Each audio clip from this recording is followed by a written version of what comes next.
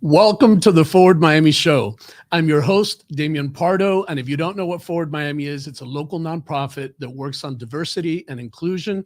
They produce the Gay Ocho Festival and they produce the Forward Gala. It is my very great pleasure today to have an iconic Floridian, an iconic Miamian, Katherine Fernandez Rundle here with us. And we're going to have a really great conversation with not enough time. Everything with you, Damian, is a great conversation. No, thank you so much. Good morning, everyone. And good morning, Damian. You are amazing. I've known you for decades and have admired you for decades for what you stand for, your fight, your advocacy, your absolute commitment to the betterment of our community. Thank you. We just need to clone you. If we could only have more of you, for sure. So thank you. Well, what led to this show in part was a really good conversation we were having about Formula One and sex trafficking in Miami. So I think that would be the perfect place to start. It is, and I really appreciate it because, human trafficking is a modern day slavery, and it's really very stunningly serious. And how I got involved, and when we have large events, we are a destination city, of course. And so when there's a national organization called Polaris. And in 2012, they looked at around the country to see where was the greatest number of victims of human trafficking.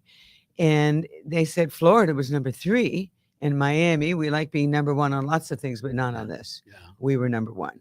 So that immediately began my journey, Damian, to try to understand who are the victims of human trafficking, where are these victims, and what should we all be doing as a community and as a state with respect to this horrible crime. It's really horrific. And I learned a lot. The first thing I did was I asked the folks, the best team in America, by the way, and you do at your state attorney's office. And I asked them, where are all these cases? And we had like 3. And so when you hear that, you know that if we're not looking for human trafficking, we're not going to see human trafficking. And so that began my journey. I looked around the country. There was some good stuff going on in Brooklyn. There was a good program in Israel. And so we started to build as a community. And you'd be really surprised to see some of the things that we learned. Like, for instance, I learned that human trafficking is all about money. They're exploiting our children and our youth for money. It's U.S.-wide. It is $150 billion industry. I meant to say globally. In the United States, it is a $32 billion industry. So just think about the magnitude and how many victims that are really tortured, they're drugged, they're beaten. You know, Kathy, when you say human trafficking, there's a disconnect in my mind, almost like I don't know what that is. Like, I think of shows like SVU and Law and Order, and I don't, how does that show up? Well, you're absolutely right. I should have started there.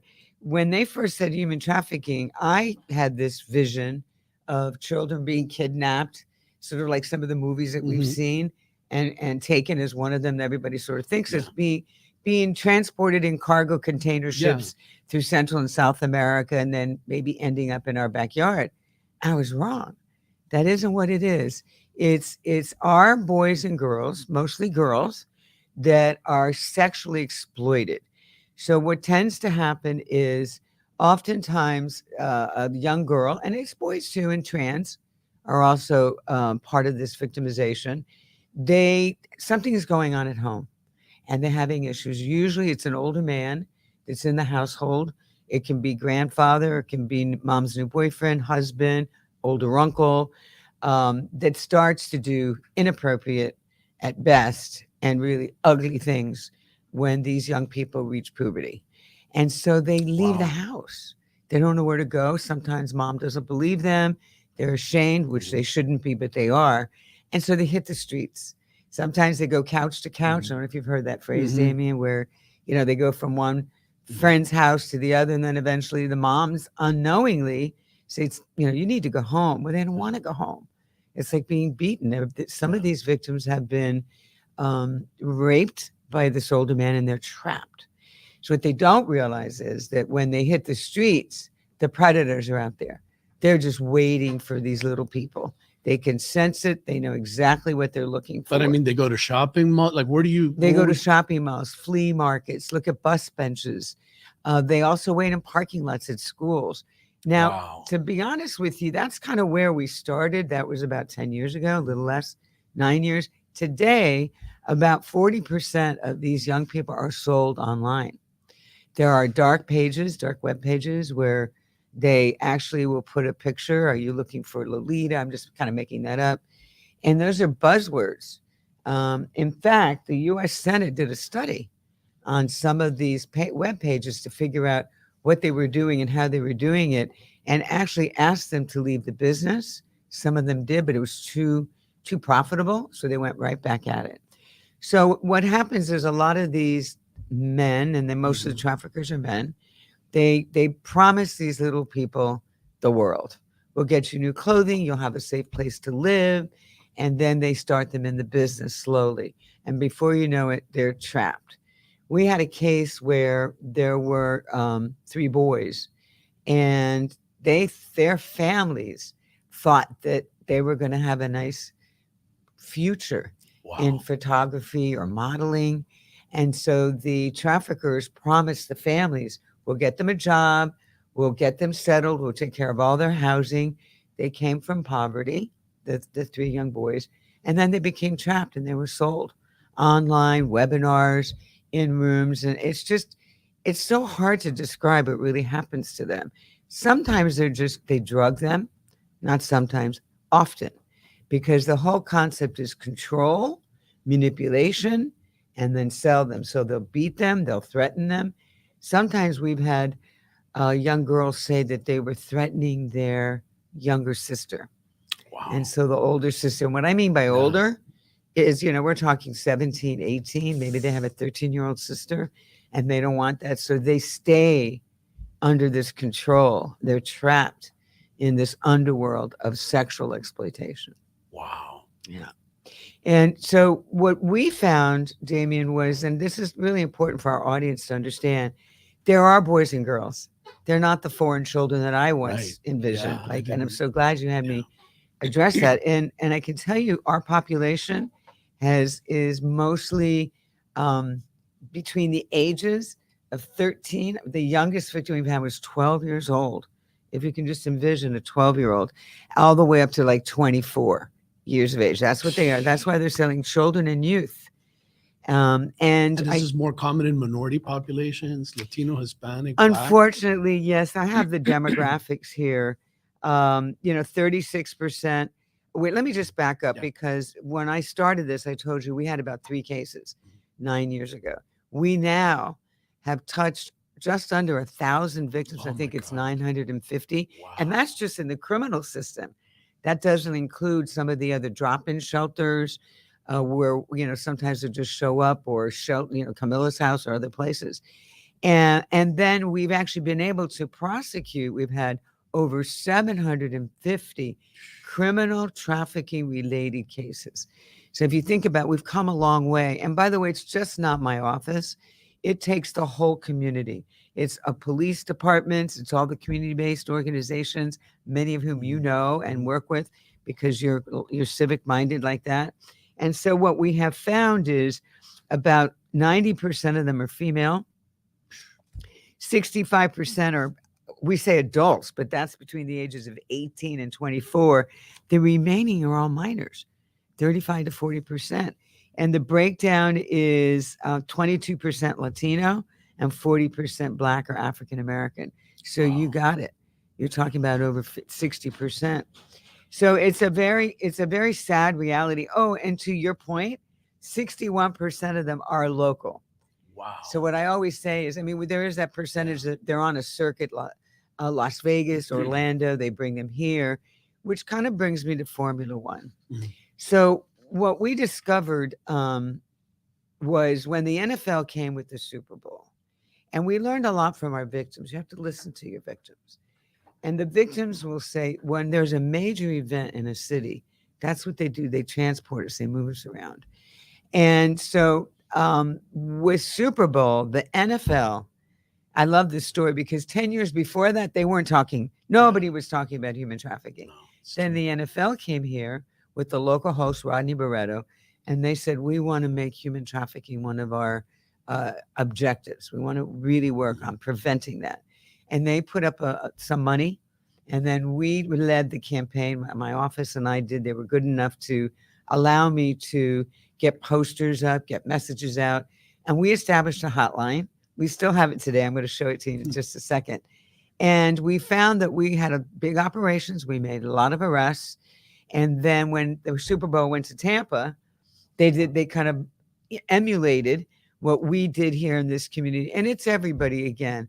It's all about collaboration. I know you know that better than anybody, Damon. Nobody can tackle something of this magnitude, this depth, this seriousness, the gravity, the magnitude, unless it's everybody working together. So then Formula One came to town. And again, to Rodney Barreto's credit, they said, you've really got to get with the state attorney's office. So they reached out to us. And now we have awareness. And we went up in the airports. So we do training. Training's important so that everybody knows, what are you looking for? What are you looking for? Well, the science is so everybody wants to know, what are you looking for? You're looking for a change in behavior. If you know the person. So if it's a friend of yours in school, their dress changes, their behavior, they tend to look down. You're looking for someone maybe at the airport who's coming in with a man, an older man. And sometimes you ask the young person questions and the man answers all the questions. He's the one with the passport, or he's the one with the driver's license. All of that identity is taken away from that person. You're looking for any obvious physical signs. Sometimes, you won't believe this, we have actually found victims that have been branded by their traffickers. Oh my God. There's one sad case, just a little, there was a 13-year-old girl. She was picked up at a flea market, and a man and a woman came to her and they lured her, and she thought she was finally found a place where she could be safe. And they took her home and they put her to work right away. She cried. She did everything to try to escape. One night she was out on the street and she came home without the money for the trafficker. So he beat her and he took her to a tattoo artist. She was 13 years old. And he tattooed across her eyelids. It was in the paper. I don't know if you remember this. I don't remember. Maybe some of your listeners. It was such a horrific. And tattooed his brand was Suave House. Right here, Suave House.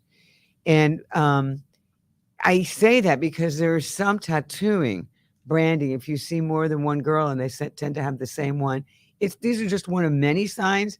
It's not to say people with tattoos are involved in this at all. I don't want any listeners to think that, but those are some of the signs. So we trained everyone at the airport, we meaning this large group, went training with the police, went to the airport, the seaport, hotel and restaurants. Hotels have been incredibly helpful. So the national organization, Hotels and Restaurant, the local one, and the statewide one have all worked with us. Uber was another one that worked with us. Yeah. Because what do you see getting in the car? And then what we do is we put up signs, human trafficking hotline. So it's right there. And then I've got to share this, our QR code. Let me see if I have it in this. We have a QR code in somewhere there. I don't know if you can see that. It's probably not distinctive enough. But the QR code is something that you can just put your phone up. I know everybody knows this, but if you put it up on this human trafficking QR code, it automatically rings into, we call it the red phone. Oh, that's fantastic. A response team.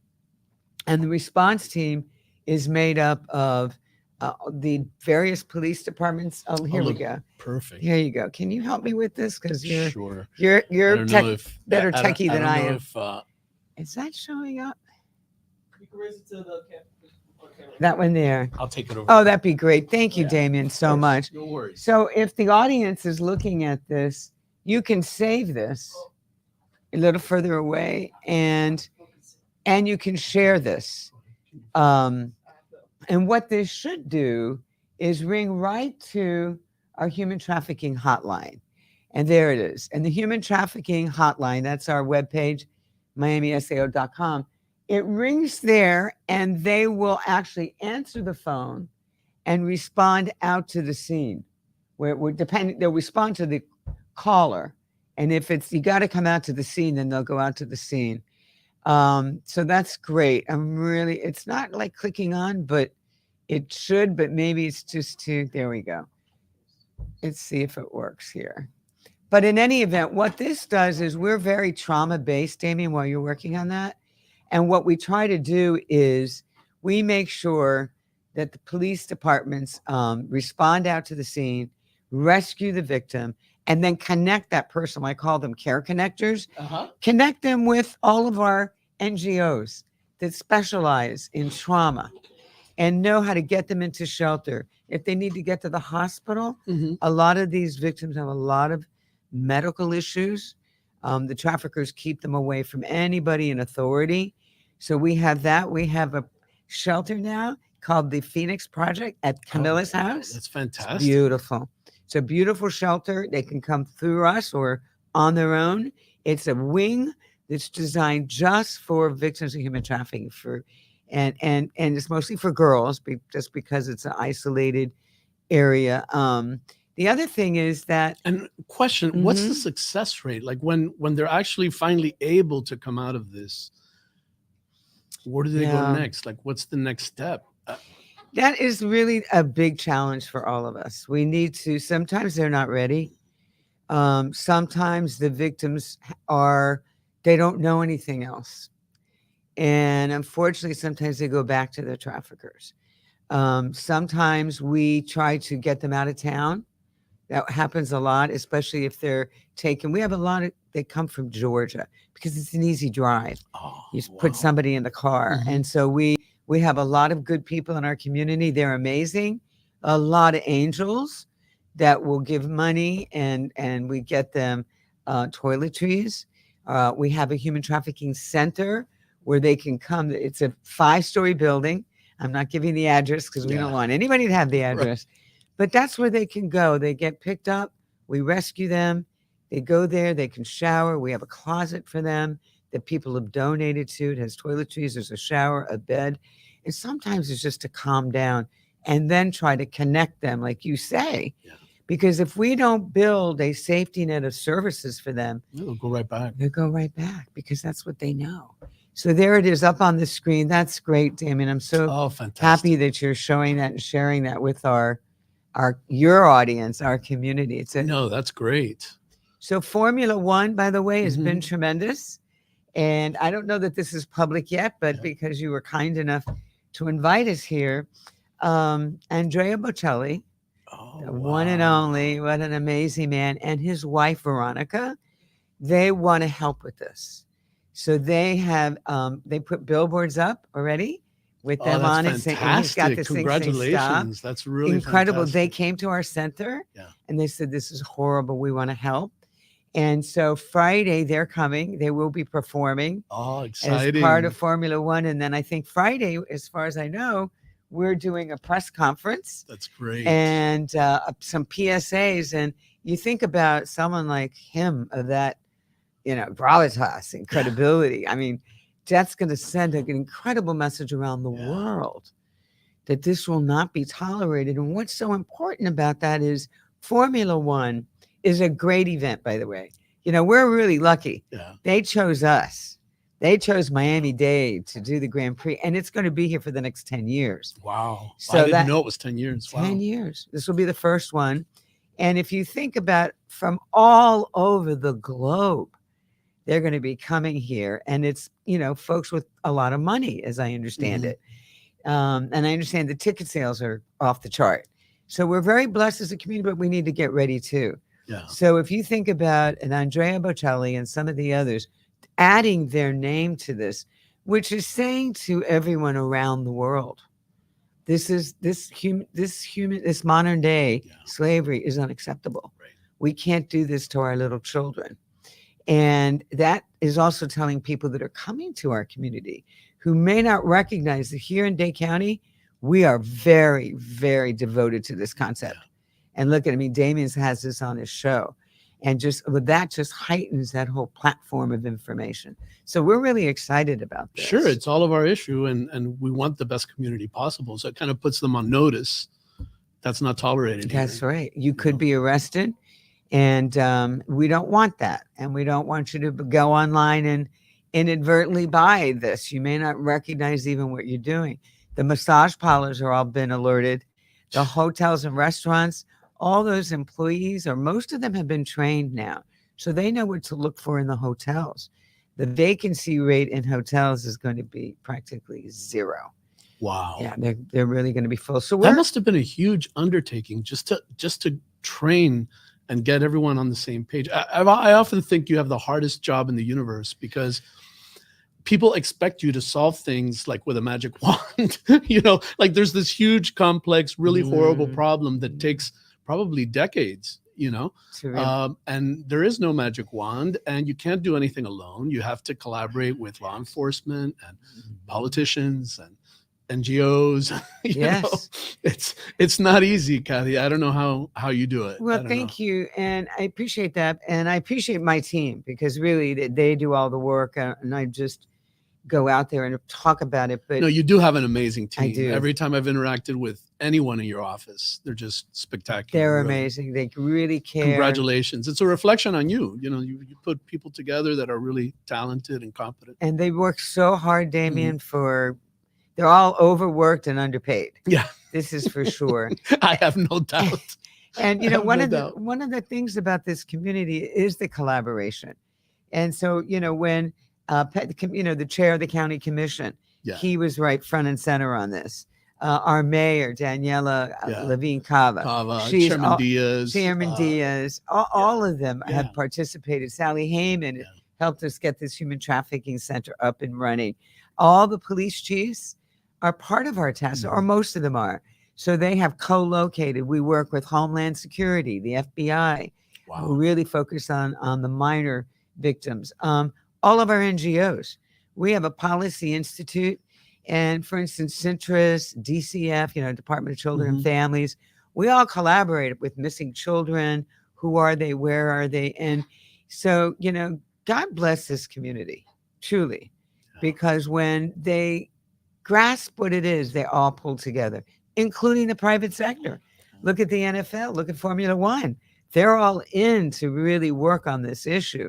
And the hotel and restaurant, as I said, thousands of workers. They've done the training. Our Attorney General has also been involved. She was very front and center during the Super Bowl. So and if people want to give money, if they want to be more involved, do they go to your website, or what's the easiest way or best way? I think the easiest way really is to go to our webpage, and we'll channel that, depending on what the donor wants to do. We partner with a Miami Foundation, so they're just an incredible organization. They are. They know how to screen it, spend it. So we have human trafficking accounts with them. We meaning we, the big community, not just the state attorney's office. So you can go there. You can call our hotline, and we'd be happy to do that. If somebody's listening and really wants to help, one of the things a lot of these victims need are gift cards. So when business community... This is so helpful. I would never have known, and I'll probably go get a few gift cards right after that'd be wonderful. So when I talk to, Chamber of Commerce's or business groups, they will say, how can we help? And believe it or not, 100 gift cards will show up for $25 because that young person is going to leave us and it's going to need stuff. And they can get whatever they need. If it's food, if it's clothing, they have the ability to go spend that. Otherwise, they have nothing on them. So that's one other way that they can help. What a problem. Oh my God. Yeah, no, it's incredible. Sometimes the Jewish Federation helps us a lot with getting people back home. Sometimes, the Greater Miami Jewish Federation, it's all these partnerships that we have as a community. Survivors Pathway. Right. Survivors Pathway does amazing work. Amazing. Yes. They're a huge partner of ours. Absolutely. And I think the next thing that we need to do as a community is work on the same-sex population, the trans population, just to make sure that we work with Voices of Children. Yeah. Oh, that's great. Incapié does an incredible job. So it's all these Citrus family, I think I may have mentioned Citrus Health. So working all together, we can address a lot of these issues, but we need private sector too. Yeah. We can't And solve all education, these. like you said, a lot of people don't factor same sex at all into that equation, or even understanding that, or trans kids, or there's just it's helpful when you open the mind, because then they're looking for that in different ways. They're not just looking for a male, female, or they understand that this can happen in different Yes. formats. And it does. Yeah, and it And for it sure really does, because if you think, I mean, I've seen that yes, in the community. I'm sure you So have. yeah, it's a and serious thing. thanks for what you do, Damian. I've watched you over the years, truly, and I'd tell you this off mic, off screen here, because you do such an amazing job. And if we had more like you, as I said, if we could just But you know what? clone I you- grew up here. You have your roots, Uh-huh. right? So I think, people that grow up here and have a sense of community and have had all along, that's just, you're built that way in Miami. I mean, I can look at Grant and Michael and, I and know. all these folks, right? We grew up that way, I Yes. think. Oh, the Millers are amazing. Yeah, And thanks to the community newspapers and spreading the completely. word. We were just having that conversation, how these kinds of stories and these kinds of topics are not covered anymore. And when we don't have these stories and these topics and these news items discussed by each other, by ourselves, we're losing a sense of community. When we lose that sense of community, we become more polarized. We become more divided, which is exactly what Forward Miami tries to work on, and say, hey, we've got to realize this is happening and try to fix it. Because if we don't, we may be too far gone for our democracy. And I think we see examples of that every day in the news. Unfortunately, yeah. We do. And what Forward does is amazing. And I just want to share with the viewers and the listeners here that Damian called me up and he said, listen, I got to go to lunch. I got to tell you what we're doing. And I was just blown away by what you're doing and how it started. Yeah. That was just so amazing to see what you have been able to coalesce us as a community. And it's true, because if we don't understand each other and the issues, that's when apathy creeps in. And apathy, in my mind, not my issue. No, not my issue. That's not my issue. Yes, that's right. I hear that about crime sometimes. Oh, that's not my problem. It is your problem. Absolutely, it's your problem. It's it drives me nuts when gun violence. There's 300, primarily Black kids in Miami Gardens getting shot every year annually, and no one seems to think that's a big problem. Very serious. That's a huge problem in our community, all the way around for everyone. And voting is the same thing. Yeah. So I often they say, what can I do? Well, you need to express your voice. And that's one way. It's not the only way. There's lots of other ways. But you need to, and apathy has a way, it's like a cancer in my mind. Mm-hmm. When apathy sets into a community, a society, it's like you said, democracy really is diminished. Mm-hmm. And I think that sometimes when I've been asked to consider places where I could serve outside of Miami-Dade, I feel like you do. Nah. No, I get this. Yeah, this is what I get. This is what I know. This and is it's what a I cool love. challenge, It really is. Look at how we've changed. Yeah, absolutely. Yeah, it's amazing. So, and you grew up here, and I did. I'm very much, pretty much local grown, and I've watched the community change. And I'm a Palmetto kid. Grant was asking me what year I graduated. Thanks a lot, Grant. Right. I thought you were my friend. We won't talk about that. No, we won't. I'm not telling the world. I'm not either, actually. But, it's wonderful to see. And, when I work with the school system, public and private, I mean, the way in which they have embraced this issue as well. Mm-hmm. It's just, because you're right. It's the kids. The kids actually know more than we do. Yeah. They hands down. Hands down. And I love our community. And I just want to, share that when I studied in England, mm-hmm. I did some postgraduate work in both criminology and the law. And I was really focused at that time more on an international platform. And I thought I was going to go to The Hague and really address human rights violations that were happening all over the world. And I came home that summer, and my father, and I had to admit, I'm sort of a daddy's girl. I was the oldest. And he said, "You're going where?" I said, "Yes, I really want to go." He said, "Before you do that, would you just go do an internship, spend a month or so at the state attorney's office. And I did. And I realized I didn't have to travel thousands of miles Wow, that's away eye-opening. to find violations of human rights, to find the That's eye-opening for all of inhumanity. us. The inhumanity of humanity was right here. And so I've been really blessed to have a pathway before me that would allow me to work with people to solve problems, people's problems, community problems. And I get to meet people like you. Well, I feel the same way. I'm blessed that I've had that path, and that, we grew up in a way that we were open to all of that. We thought about those things. They were our issues, and they still are. And they still are. Yeah. So Thank you. No, thank you. Thank you for your time. I told you the 30 minutes would go by like that. No, I don't want to go. I want to keep going, everybody. But thank you, No. Damian. Keep up the good work. Thank you, God Kathy. bless you. Thank you, everyone out there, and join us again next week for the Forward Miami Show. Have a great week.